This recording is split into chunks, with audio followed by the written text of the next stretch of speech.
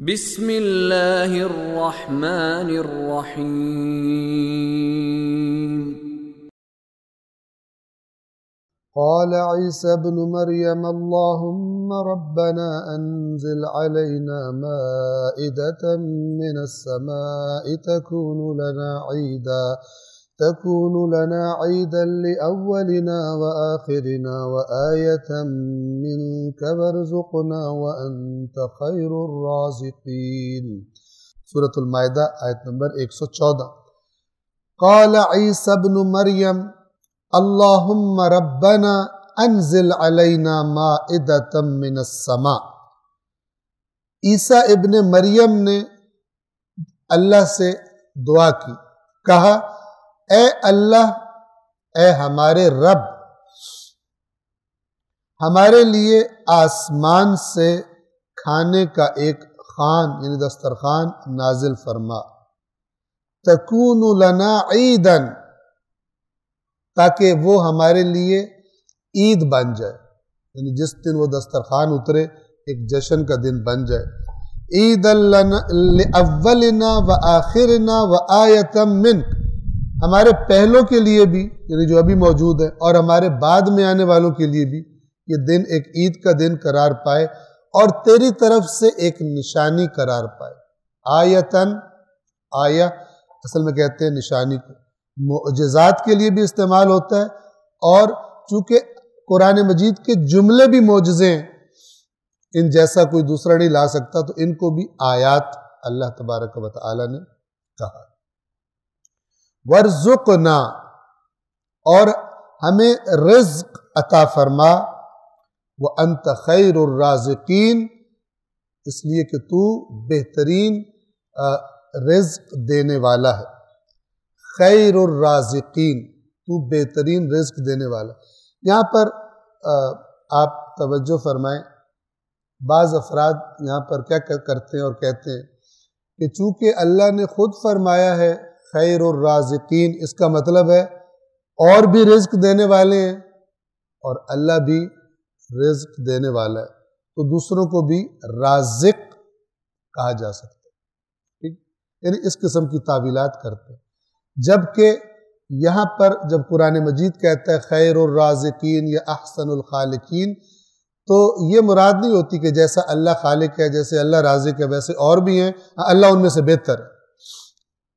اللہ جیسا کام اور بھی کوئی کرتا ہے لیکن اللہ ان سے بہتر ہے، ایسا نہیں، بلکہ یہاں قرآن کی مراد یہ ہوتی ہے کہ تم جن کو سمجھ رہے ہو کہ تمہیں وہاں سے ملے گا، اصل میں اللہ دینے والا ہے۔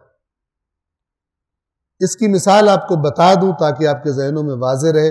سورۃ الجمعہ کی آخری آیت آپ ہر نماز جمعہ میں سنتے ہیں، وہاں پہ کیا تھا، جو آخری آیات ہے کہ رسول اللہ خطبہ ارشاد فرما رہے تھے، جمعے کی نماز کا ایک قافلہ، تجارتی قافلہ آیا، اور ان کا اعلان سن کے لوگ دوڑ پڑے، اور سوائے چند افراد کے باقی رسول اللہ کو اسی طرح کھڑا چھوڑ کے چلے گئے۔ قرآن نے یہ لفظ بولے، کیا فرمایا؟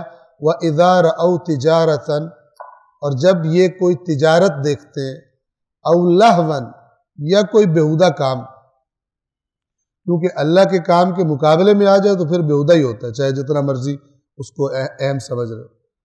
جب کوئی تجارت یا کوئی لہو بیہودہ کام دیکھتے ہیں، انفضوا الیہا، اس کی طرف دوڑ جاتے ہیں، وترکوک قائما، اور آپ کو اکیلا چھوڑ دیتے، آپ کو کھڑا چھوڑ دیتے، یعنی آپ جمعے کی نماز کے لیے خطبہ دے رہے تھے، بھاگ گئے۔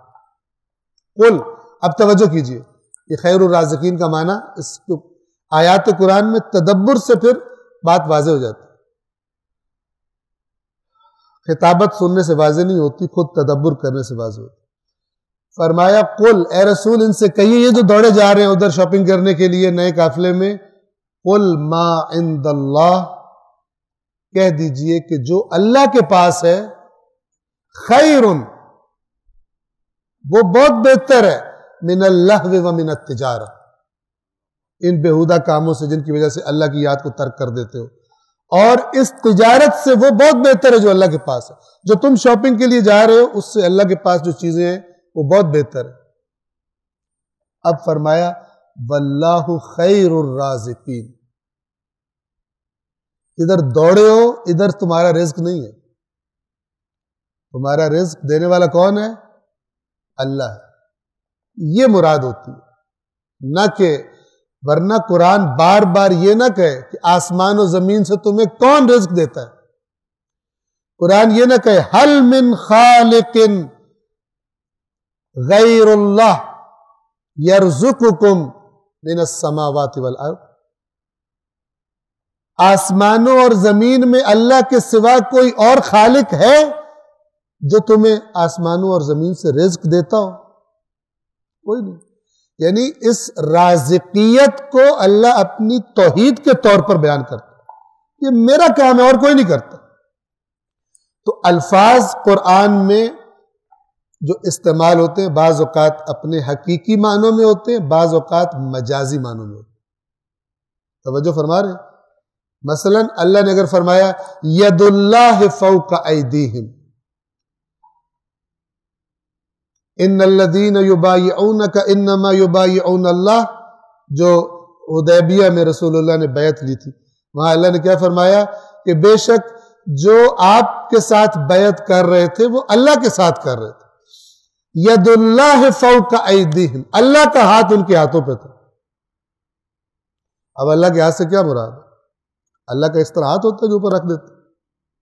نہیں مراد.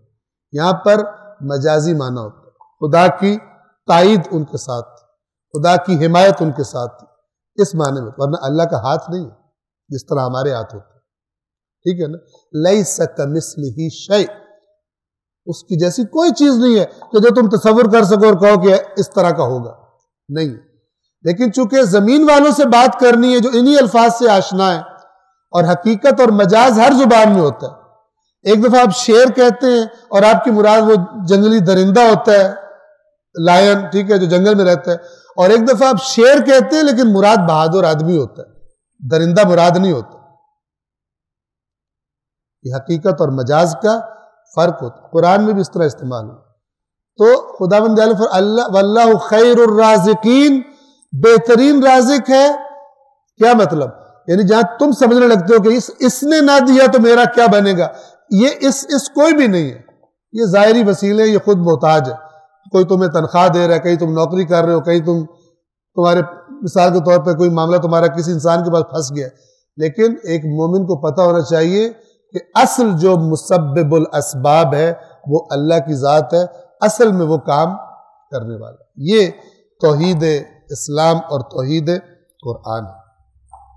وَأَنْتَ خَيْرُ الرَّازِقِينَ، اور تو رزق دینے والوں میں سے بہترین ہے، بہترین رزق دینے والا ہے. اب یہ رزق دینے والوں میں سے کیا مراد ہے؟ جنہیں انسان سمجھتے ہیں. خدا ان سب سے بہترین ہے، یعنی وہ کسی کا محتاج نہیں کہیں سے لے کر دے، اور یہ تو خود محتاج ہوتے ہیں جو ظاہری اسباب ہوتے ہیں. اللہ العلی العظیم.